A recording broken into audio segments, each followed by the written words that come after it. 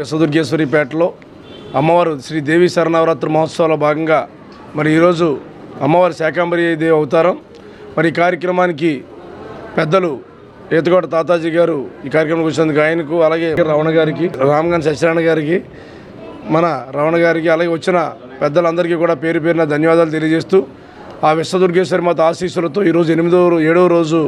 శాకంబరి దేవిగా అలంకారం ఇచ్చింది. తప్పనిసరిగా మరి ఏదైతే ఆ కోరిన కోరికలు తీర్చే అమ్మవారు మా విశ్వదుర్గేశ్వరి అమ్మవారు, అటువంటి అమ్మవారి యొక్క ఈరోజు మరి దసరా ప్రారంభం నుంచి కూడా మేమందరం కూడా మాలలు ధరించి కమిటీ సోదరులందరం కూడా మాలలు ధరించి కేవలం అమ్మవారి యొక్క సేవారూపంగానే ఈ కార్యక్రమాలన్నీ కూడా చేసుకుంటూ ఉంటాం. ఏదైతే మా కష్ట నష్టాలు తొలగి ఈ ప్రాంతం అంతా కూడా ఆయురారోగ్య అష్టైశ్వర్యాలతో తొలతొగుతుందంటే ఈ అమ్మవారి యొక్క కృపా కటాక్షం వల్లే మాకు ఇలా జరుగుతుందని చెప్పేసి మా అందరి యొక్క నమ్మకం. దానివల్ల మేమందరం కూడా మరి మాలలు ధరించి అమ్మవారి యొక్క ఈ యొక్క దసరా మొత్తం కూడా అమ్మవారి యొక్క సేవలో నిమగ్నం అవుతామని చెప్పి, అలాగే ఈరోజు మా విశ్వదుర్గేశ్వరి మాత అమ్మవారిని దర్శనానికి వచ్చిన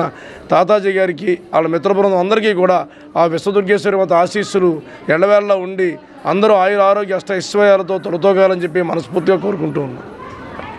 జై శ్రీరామ్. మరి ఈరోజు 17వ వార్డుకి సంబంధించి విశ్వదుర్గేశ్వరి అమ్మవారి దేవాలయం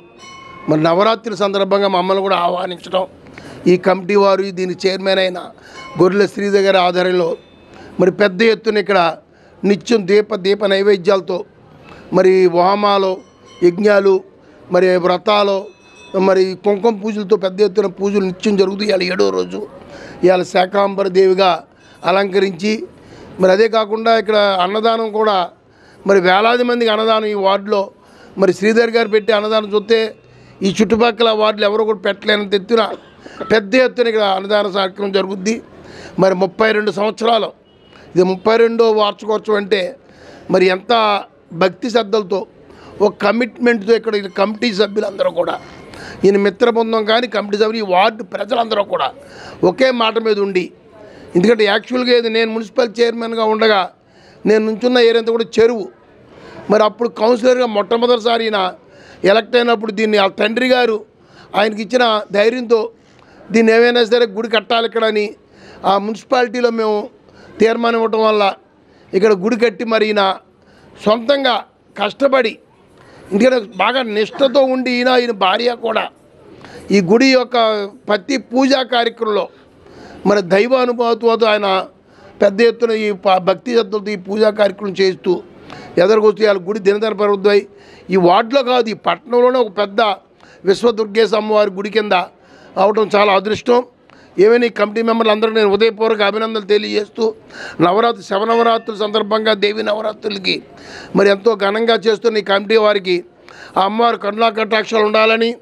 అలాగే మరి ఈ అమ్మవారిని దర్శించుకున్న ఈ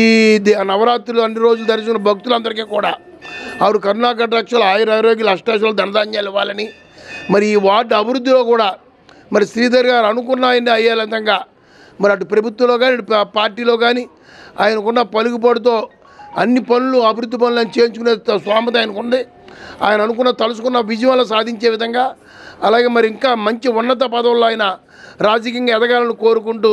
మరి అమ్మవారి కరుణాకరణ అందరికీ ఉండాలని మరొకసారి ఆశిస్తూ అమ్మవారికి ఉదయపూర్వక నమస్కారం తెలియజేస్తూ అందరికీ అభినందిస్తూ సెలవు తీసుకుంటాం.